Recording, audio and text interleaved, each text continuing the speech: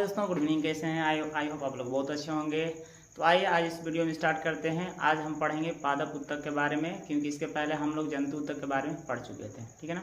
तो आज जो हम लोग पढ़ने वाले हैं वो पादप उत्तक के बारे में जानेंगे कि पादप उत्तक कितने प्रकार के होते हैं और कौन कौन से होते हैं। तो अगर यदि आप मेरे चैनल पर नए हैं तो मेरे चैनल को सब्सक्राइब कर लीजिएगा और बेल आइकन भी दबा लीजिएगा, ताकि इसी प्रकार का एजुकेशनल वीडियो आपको सबसे पहले आपको मिलता रहे। तो आइए देर ना करके, ज़्यादा समय नहीं लेंगे और वीडियो को स्टार्ट करते हैं।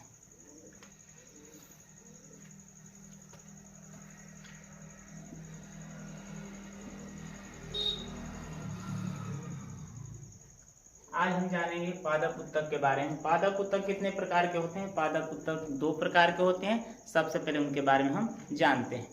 तो दोस्तों आप लोग को ध्यान रखना है, जो पादप उत्तक होता है वो कितने प्रकार के होते हैं? 2 प्रकार के। पहला एक अस्थायी होता है, एक अस्थायी उत्तक, और एक होता है अस्थायी उत्तक।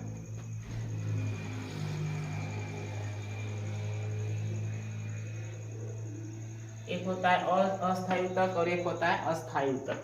दोस्तों आप लोग को ध्यान देना है, थोड़ा भी आप लोग मतलब वीडियो को स्किप मत कीजिएगा, या थोड़ा भी अपने मतलब ध्यान को इधर मत कीजिएगा तो समझ में नहीं आएगा। अगर यदि आप अच्छा से समझना चाहते हैं तो वीडियो के साथ बने रहना पड़ेगा। ठीक है ना। तो देखिए अस्थायी उत्तक कितने प्रकार के होते हैं? अस्थायी उत्तक के 3 भाग होते हैं। इसको पहले समझिए। अस्थायी उत्तक कितने भाग? 3 भाग। पहले होता है शीर्ष, और दूसरा होता है पार्श्व, और तीसरा होता है अंतर्वेशी। तीसरा क्या होता है? अंतर्वेशी। दोस्तों पहले हम इसको समझते हैं, तब जाकर के हम इसके बारे में समझेंगे। एक एक करके समझेंगे, ताकि किसी भी प्रकार का दिक्कत हम लोग को न हो पाए और कोई भी बातें हम लोगों से छूट ना पाए। ठीक है ना। तो आइए हम इसको समझते हैं। इसको समझने के लिए सबसे पहले हम एक यहाँ पर पेड़ बना लेते हैं, ताकि हम लोग इसको आराम से समझ सकते हैं। हमने एक नॉर्मल हमने एक पेड़ बना दिया। अब इसमें हमने एक नॉर्मल पेड़ बना दिया, ताकि हम इसको क्या करेंगे? समझ पाएंगे। ठीक है ना।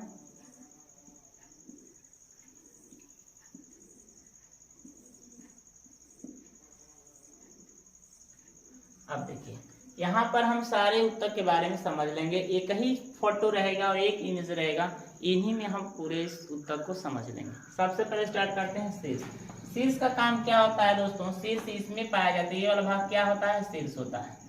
यानी पौधे के ऊपर वाले भाग को हम क्या कहते हैं? शीर्ष कहते हैं। शीर्ष का काम होता है दोस्तों क्या करना? पौधे की लंबाई को बढ़ाना। कभी भी आप लोग देखे होंगे अपने घर या आसपास कहीं कोई मतलब कि लगाया गया जो पौधा होगा, वो बहुत तेजी से उसमें वृद्धि होता है। अगर ये तेजी से जब उसमें वृद्धि होती है तो हम क्या करते हैं? उसके ऊपर वाले शीर्ष को क्या करते हैं? यहाँ से कट कर देते हैं। जब यहाँ से हम कट कर देंगे तो वह पौधा ऊपर की तरफ ना जाकर के नीचे की तरफ क्या होगा? फैलना प्रारंभ हो जाता है। आप लोग देखिएगा ना, बहुत से छायादार जो पौधे लगाए जाते हैं, पेड़ लगाए जाते हैं, उसके ऊपर वाले भाग को क्या किया जाता है? काट दिया जाता है, ताकि वह पौधा नीचे की तरफ ही फैला रहेगा। ठीक है ना। आई होप कि शीर्ष के बारे में आप लोग समझ गए हैं। ठीक है ना।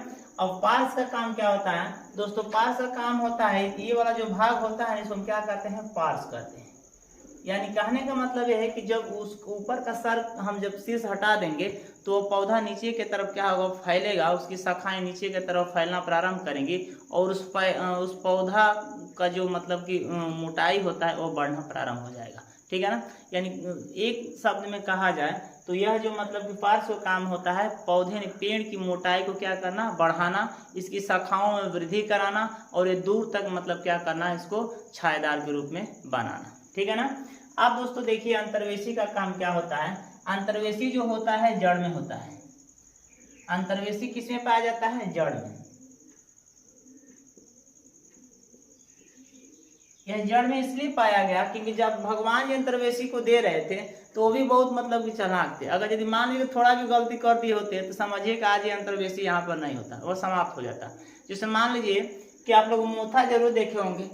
ठीक है ना। मोथा आप लोग देखे होंगे, तो मोथा जो घास होता है, उस मोथा को देखिएगा, जो मोथा घास होता है, उस मोथे को जब ऊपर से हम इसका ये वाला भाग जब काट देते हैं, तभी भी मोथा में क्या होता है? उसमें एक पनप निकल जाते हैं, वो भी उसमें वृद्धि हो जाती है। अगर कोई बड़ा जानवर आकर इसको यहाँ से कट कर दे, यहाँ से खा जाए, तभी भी क्या होता है, उसमें एक नया फिर से वृद्धि हो जाती है। कोई जानवर आया ऐसे खा करके चला गया, क्योंकि मोथा को हमेशा डर बना रहता है कि हमसे बड़ा कोई जीव आएगा और हमको खा जाएगा, ठीक है ना।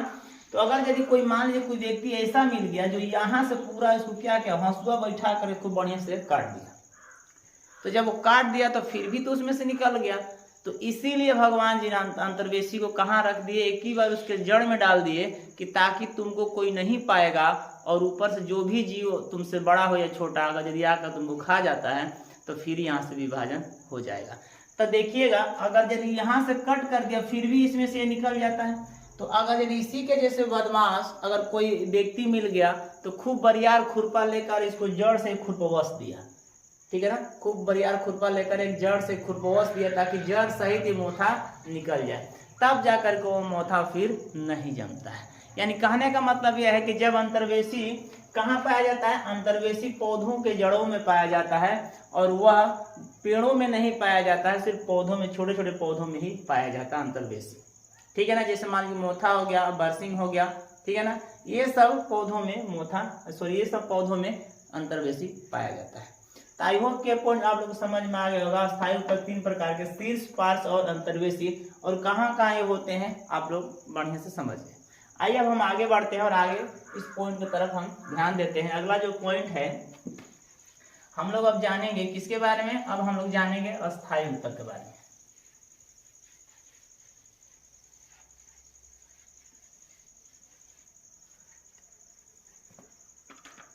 तो जो अस्थायी ऊतक होता है वो कितने प्रकार के होते हैं उसके बारे में भी देख लिया जाए। तो अस्थायी ऊतक कितने, 2 प्रकार के। अस्थायी ऊतक कितने प्रकार के, 2 प्रकार के। एक होता है सरल और एक होता है जटिल। अब इसके कितने भाग होते हैं, सरल के 3 भाग होते हैं, इसको भी देख लिया जाए। एक होता है मृदुत ऊतक, मृदुत ऊतक होता है, एक होता है स्थूल कोण, और एक होता है दृढ़ ऊतक, एक होता है दृढ़ ऊतक।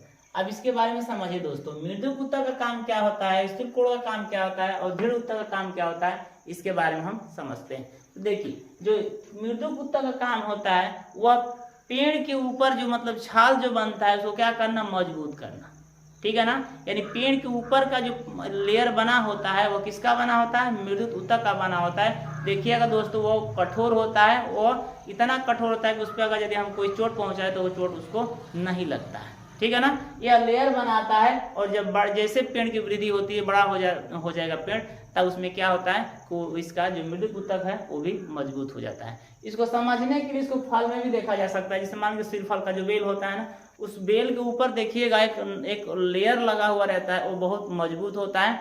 वही मजबूत किसका बना होता है, जो लेयर होता है मृदुत ऊतक का बना होता है। या उसको भी समझ में नहीं आता है तो आप पेड़ के ऊपर का जो छाल ले सकते हैं, ताकि वो किसका बना होता है, मृदुत ऊतक का बना होता है। कठोर होता है, मजबूत भी होता है। क्या करता है, उसको सुरक्षा प्रदान करता है। स्थूल कोण का काम क्या होता है, स्थूल कोण का काम होता है पत्ती को हमेशा सीधा रखना, जिससे प्रकाश क्या हो सके, प्रकाश उस पे आ सके। यानी स्थूल कोण का ही काम होता है कि हमेशा पत्ती को सीधा रखना। अगर पत्ती सीधा नहीं रहेगी तो उसे प्रकाश का परिवर्तन आर पार नहीं हो सकता, यानी प्रकाश उस पर नहीं आ सकता है, तो पत्ते भोजन नहीं बना पाएंगे। हमेशा आप देखिएगा पत्ते सीधे ही रहते हैं, कभी इस प्रकार का उल्टा पत्ता नहीं होता है। तो किसके द्वारा मतलब को हमेशा पत्ता सीधा रहता है, स्थूल कोण के कारण। स्थूल कोण के कारण जो पत्ते होते हैं हमेशा क्या रहते हैं, सीधे होते हैं। और एक बात याद रखिएगा, हमेशा 45 डिग्री का कोण बनाता है। कौन सा, स्थूल कोण, ठीक है ना, हमेशा 45 डिग्री का कोण बना करके रखता है। समझ में आ गया। आइए आगे बढ़ते हैं।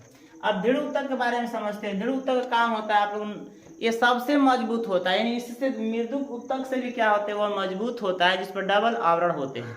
यानी जिस पे डबल आवरण लगा होता है उसे हम दृढ़ ऊतक के नाम से जानते हैं। जैसे नारियल, तो नारियल का फल आप लोग देखे होंगे, नारियल का जो ऊपर वाला जो आवरण होता है वो दृढ़ ऊतक का बना होता है, और उसके जो नीचे का जो आवरण होता है वह मृदुत ऊतक का बना होता है। तो उस पर 2 लेयरें होती हैं, पहला एक मृदुत ऊतक का और दूसरा पहला एक दृढ़ ऊतक और दूसरा जो होता है मृदु ऊतक का बना होता है। देखिएगा नारियल काटने का तरीका होता है, यदि उसके साइड आगे वाला और पक्ष वाला भाग यदि नहीं निकालते हैं तो नारियल नहीं कट सकता है, कभी भी वो नहीं कटेगा, जितना भी उस पर टांग मारना है मार लो, कटने का वो नाम ही नहीं लेगा। तो उसको काटने से पहले उसके आगे और पीछे वाला जो भाग होता है उसको निकाल देते हैं, तब उसको मतलब हम बीच से मतलब क्या करते हैं, यही ऊपर का जो छाल होता है दृढ़ ऊतक का बना होता है, उससे हम बहुत जबरदस्ती से निकालते हैं, वो भी जल्दी निकलता नहीं है। तो नारियल का इसमें क्या एग्जाम्पल हो जाएगा, जो ऊपर का लेयर बना होता है दृढ़ ऊतक का बना होता है, बहुत मजबूत बना होता है और उसको सुरक्षा प्रदान करता है। आई होप के पॉइंट्स क्लियर हो गए होंगे। अब हम आगे बढ़ते हैं।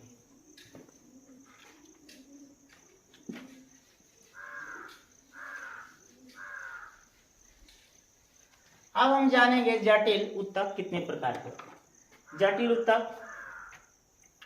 जटिल ऊतक दो प्रकार के, एक होता है जाइलम और एक होता है फ्लोएम। एक होता है जाइलम और एक होता है फ्लोएम। अब इनका काम क्या होता है दोस्तों हम बता देते हैं। जाइलम का काम होता है, सबसे पहले इसको याद रखने का तरीका समझ लीजिए। जाइलम को हम याद कैसे रख सकते हैं, जैसे जल और जैसे जाइलम और फ से फल और फ से फ्लोएम। याद रखने का सबसे आसान तरीका, जीवन में कभी नहीं भूलेंगे। जहां भी जल देखेंगे तो जाइलम को याद आएगा, जहां भी फल देखेंगे तो फ्लोएम का याद आएगा।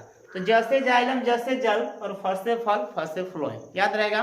तो दोस्तों याद रखिएगा, जाइलम जो होता है पेड़ के निचले भाग में होता है और या इसका कार्य जो होता है खनिज लवण को अवशोषित करना और किसको देना, फ्लोएम को प्रदान करना, यानी पेड़ पौधे को हरा भरा रखना। जितने आसपास की मतलब खनिज तत्व मतलब जो भी मतलब प्रोटीन्स विटामिन जो भी होते हैं वो क्या करता है, जाइलम अवशोषित करता है, अपनी तरफ खींचता है और उस पेड़ को देता है। ठीक है, तब वो देने के बाद क्या होता है, तब जाकर के वह फ्लोएम को देता है और फ्लोएम पूरे पेड़ के प्रत्येक शाखा, प्रत्येक डाल, प्रत्येक पत्तियों में क्या करता है, भोजन बना करके यानी पहुंचाता है। यानी अगर यदि प्रश्न पूछा जाए कि पेड़ों में परिवहन का काम कौन करता है, तो पेड़ों में परिवहन का काम फ्लोएम करता है। इमरजेंसी समय में कभी कभी जाइलम का काम करता है, यानी जब फ्लोएम बीमार उमार पड़ जाता है तब जाइलम काम करता है। आप लोग कटा हुआ लकड़ी का भाग देखे होंगे दोस्तों, कटा हुआ भाग लकड़ी का देखे होंगे कि थोड़ा सा टेढ़ा ही बन जाता है। इसमें बीच में देखिएगा एक इस तरह काला भाग दिखाई देता है, जिसको हम सारिल के नाम से जानते हैं, जिसको हम क्या कहते हैं, सारिल के नाम से जानते हैं। और इसको बनने में दोस्तों कम से कम 10 साल का समय लगता है। कितना दिन का समय लगता है, 10 साल का समय लगता है इसको बनने में। ठीक है ना। तो कभी यही क्या होता है, जाइलम का भाग होता है, जब फ्लोएम बीमार पड़ जाता है तो इमरजेंसी समय में जाइलम लेकर के परिवहन का काम करता है, और नहीं तो हमेशा फ्लोएम ही काम करता है परिवहन का। तो फ्लोएम का काम होता है प्रत्येक डाल, प्रत्येक शाखा, प्रत्येक पत्तों में भोजन को पहुंचाना, और जो नीचे जड़ में जो मतलब जो भी प्रक्रियाएं होती हैं वो किसके द्वारा होता है, जाइलम के द्वारा होता है। जो भी जल या जो भी खनिज लवण को अवशोषित करना होता है वह जल जाइलम क्या करता है, अपने पास इकट्ठा करके और फ्लोएम को प्रदान करता है। आई होप कि दोस्तों ये पॉइंट सारा क्लियर हो गया। आज हमारा टिश्यू जो चैप्टर था वो कंप्लीट हो गया क्लास 9 का। अब अगले वीडियो में हम अगले चैप्टर के बारे में डिस्कस करेंगे। बस आज के लिए इतना ही, और फिर अगले दिन अगले वीडियो में मिलते हैं, अगला कोई नया चैप्टर लेकर के। तब तक के लिए जय हिंद, जय भारत।